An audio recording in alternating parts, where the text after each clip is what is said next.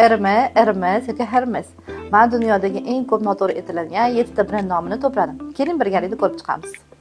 Birinchisi sport brendi Adidas haqida gaplashamiz. Birinchi A harfiga urg'u bilan o'qish, oxirgi harfini esa cho'zibroq o'qish kerak. Adidas. Chunki bu nom asoschisi ismini Adidaslardan kelib chiqqan. O'tgan yili bu Ispaniya brendi hazil tariqasida video chiqdi. Kamdan kam insonlar bu brend nomini to'g'ri talaffuz qilishadi. To'g'risi Loeva. Brend asoschisi familiyasidan olingan. Enrique Loeva.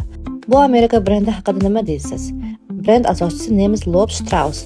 Loeb Amerikaga kelganda o'z ismini Levi'ga o'zgartirdi. Brend o'z nomi bilan to'g'ri talaffuz qilinadi. Amerika talaffuziga ko'ra Levi's.